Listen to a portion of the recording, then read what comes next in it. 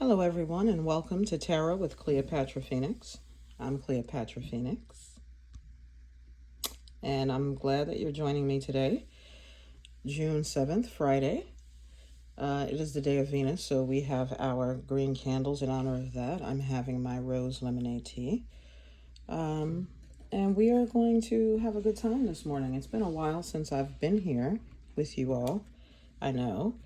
I have had to think about how I was going to do this show in a way that resonated with me. And I think I figured it out, so this feels really, really great. Before we get started, because what I'm going to be doing is sharing with you a deck that I just got.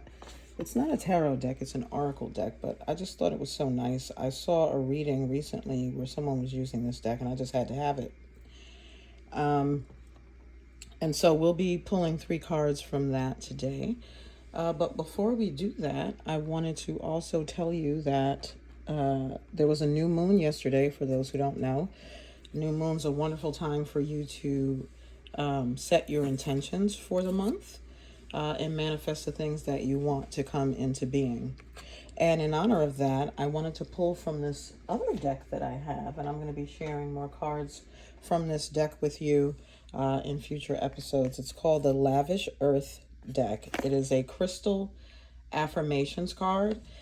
And what I really like about this is that, yes, it has the wonderful affirmations, but also you get to learn so much about different crystals. As you can see, I'm a crystal enthusiast, but I don't really have a lot of information about them. So I'm learning. So I figured, I might as well share what I learn as we go. So I've got the moonstone here in honor of the new moon. And I've got some rainbow moonstone right here. This is lovely. Like, it just sort of bends the light, and just underneath the surface you can see that there's a little bit of rainbow shimmery action happening. And what's interesting is that this is also in the shape of the moon. So this is a really wonderful palm stone to have, just to hold it in your hand. I have another one that's not really shaped in any particular way. But it has a beautiful natural shape of its own, just the way this sort of showed up. And of course, I've got some crystal quartz here, but again, in the shape of the moon. So apropos for the situation. And rainbow moonstone, keywords to keep in mind when you're working with this crystal: light, higher guidance, spirit, and the crown chakra, right? So everything related to getting in touch with your with your highest good, with the creator of all things, and really stepping outside of, this 3D experience and existence that we deal with every day. Just sort of thinking about, the universe as a whole macrocosm and how we fit into that, and pulling down that divine energy from the ether to help you to, get guidance, to lift your spirits, to find that light inside. And what's your relationship with light? There's always a next level. And along with light comes high guidance, like shimmering moonstone. It's your connection to the heavens, to that which feeds your spiritual existence. So just like food feeds your body, you need that spiritual sustenance as well. You should choose rainbow moonstone when you're working with the crown chakra. It's a beautiful choice for strengthening, opening, and connecting with your highest guidance, potential, and truth. The inner structure of moonstone bends light, creating a deep, shimmering, undulating effect. So that's the description on this card. But you want to be thinking about light, high guidance, spirit, your crown chakra when you're working with this. And it definitely has a light, cool energy, perfect for the new moon. So let's keep that in mind. Also, I'm going to be pulling cards from, this is another favorite of mine. It's going in the other direction, okay? It's kind of like a funky vibe. But spiritual as fuck, 99 inspirational cards for people who fucking need some inspiration. In the last few weeks have definitely been that for me. I don't know if anybody else out there has been just trying to manifest stuff and finding themselves feeling stuck. But if you are, this moonstone, this new moon, is to help get out of that rut.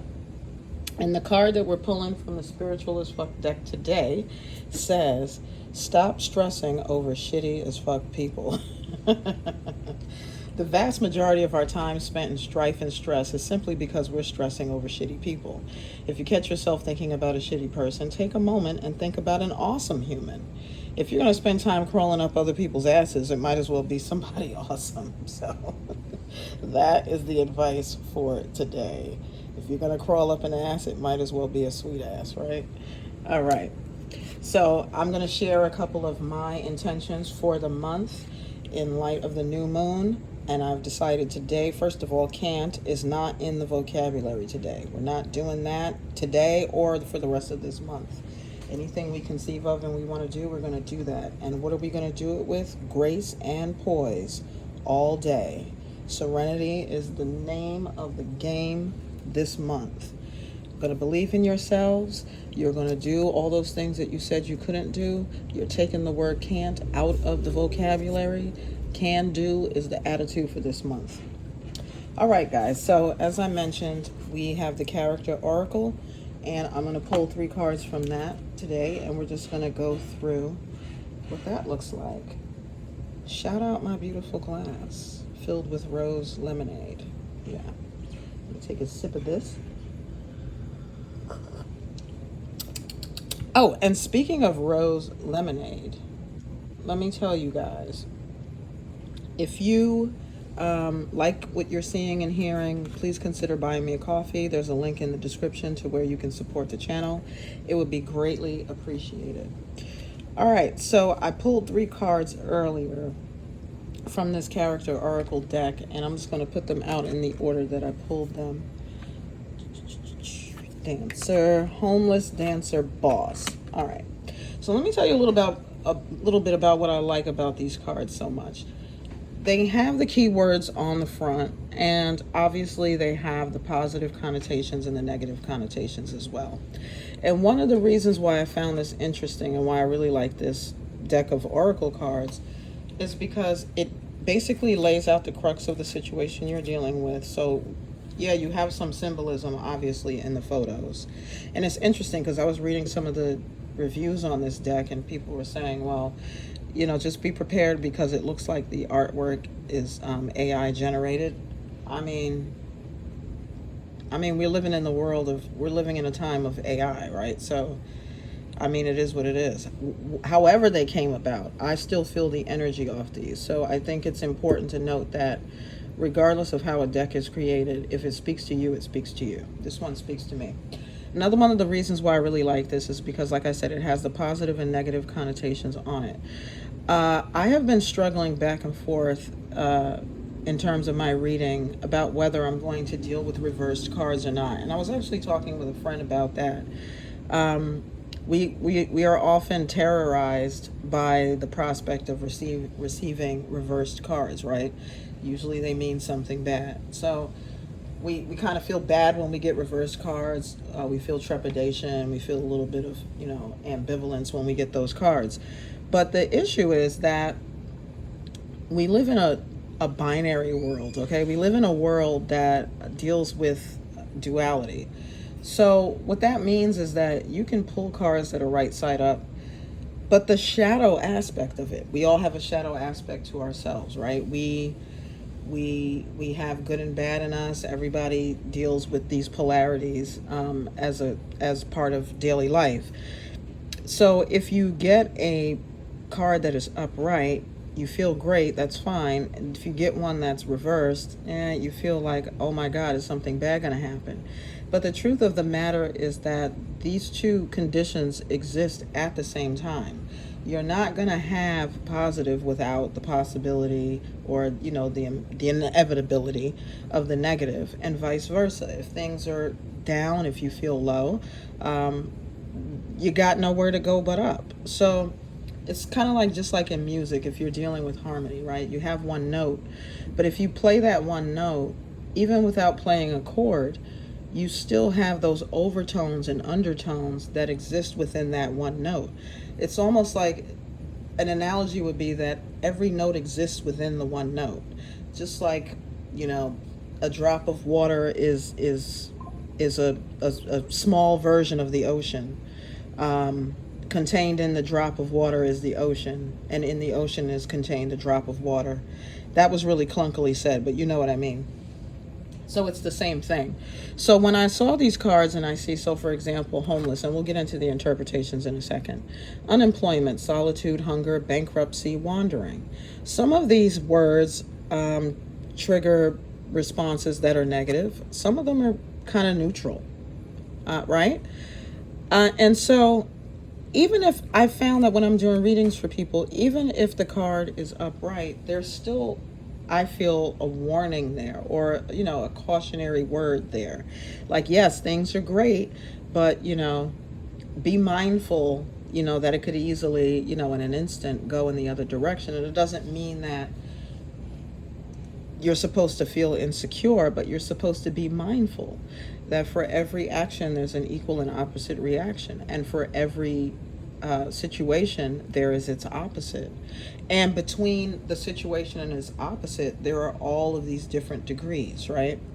So, okay, so if you're pulling a beginning, middle, and ending spread in the 3 cards, okay, what happened first? What's going on now? What's going to happen in the future, right? Or what was the basis of the situation? Where are you now? And where are you headed? Past, present, future kind of thing. Homeless. So yeah, you see a guy sitting here. I mean, he looks pretty destitute, but this card puts me in mind of the hermit. I feel like unemployment, solitude. You might be feeling isolated. Maybe somebody lost their job. Maybe you're, you got unexpectedly laid off. That kind of thing can happen. That can put you into a mode of wandering, right?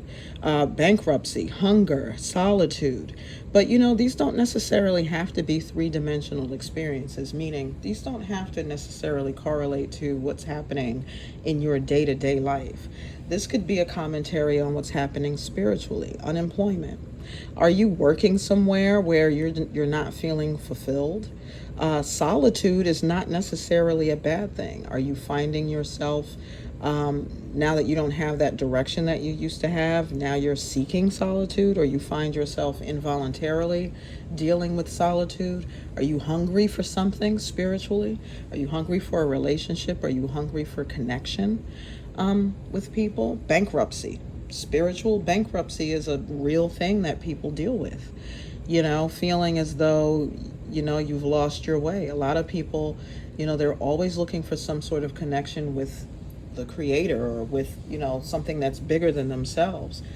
And it doesn't always fall into our laps. A lot of people spend their whole lives trying to figure out what spiritual direction they want to take. You have people who maybe they were raised in a certain religion and then they realize it's not for them and they're trying to find themselves, or vice versa.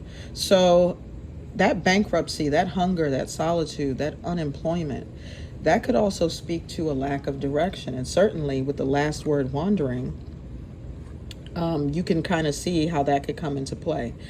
And I have an interesting relationship with the word wandering. I have this beautiful coaster that really signifies, I guess my personality, or I would say just the way that I approach things.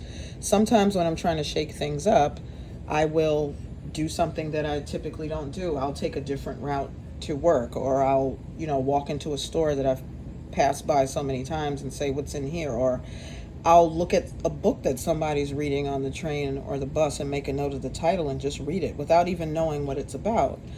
And the reason that I do this, I have this wonderful book here. It's called The Wander Society. And this is all about,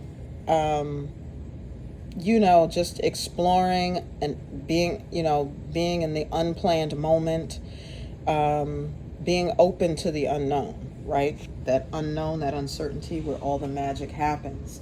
And this is a really cool book. And actually, I saw some reviews on it recently, and it's quite polarizing because the Wander Society isn't really a real society.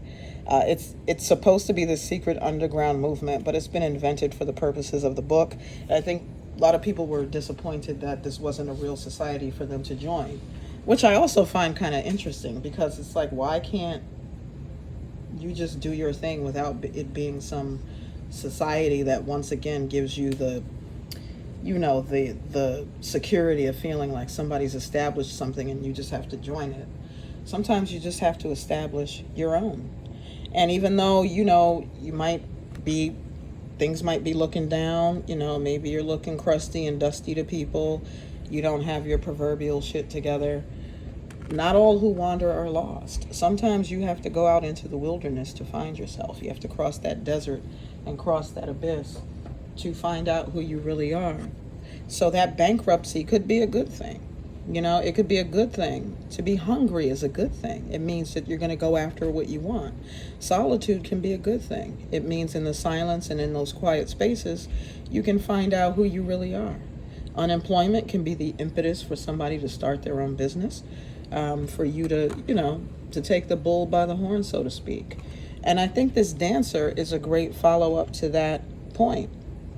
Weaving throughout things with grace, movement, harmony, rhythm, and passion. Wandering is movement. If you're bankrupt, if you're feeling hungry for connection, if you're feeling that solitude, you got to find your rhythm. You got to find your passion. Harmony is the joining. It's not just one note. It's not just that one note, right? It's the three notes vibrating together in tandem. So sometimes you need to figure out, well, what is this next piece of the puzzle that I need in order for me to feel complete? How do I become graceful? And, again, this is my intention for the month, grace and poise all day. It's a state of being where it's not that you, again, necessarily know where you're going, but you're moving, you're taking risks. Okay? So if you look at from homeless to dancer to boss, what is the message that's being conveyed here? To me, it says if you're in this space, and that again could be a good thing. It could be the start of a journey, a start of a hero's journey, where you take on a quest to find yourself or to, save the kingdom, so to speak. And, that kingdom could be your own life. It could be, embarking upon a new profession, embarking upon a new relationship, starting from ground zero. And sometimes there's nothing wrong with that. Sometimes that is what's required. The dancer understands that there are other elements that need to be employed in order for you to figure out what your next step is. And passion is usually a really good indicator as to the direction that you should be going in. So if you're wondering what you're going to do next, who you are, where, life is taking you, and you feel, again, you feel solitary, you feel that hunger, you feel that bankruptcy, whether in your bank account or in your spirit, and you're wandering, that's movement. And that's always a good thing. Movement is great. Stagnation is not. Stillness is sometimes required if you're going off into the wrong direction. But once you've been there for quite some time, that dancer spirit is what's going to bring you to the next level. And of course, for most people, that's bossing up, right? Becoming a master of wealth, taking risks, investing in yourself, managing your day-to-day. I worked with a really great leader one time who said that which gets measured gets managed. And a leader is somebody that does take the bull by the horn, so to speak, does take that rhythm and that passion, takes risks, and invests back into the self. Okay, so if you're bankrupt spiritually, you need to invest in yourself. You do that by figuring out what your passion is. Okay? Unemployment. Well, you got to take a risk. You got to get out there. You got to start interviewing. And don't hesitate. Don't let yourself get sucked down into despair. Okay? That is where things do fall apart. Don't isolate yourself. Okay?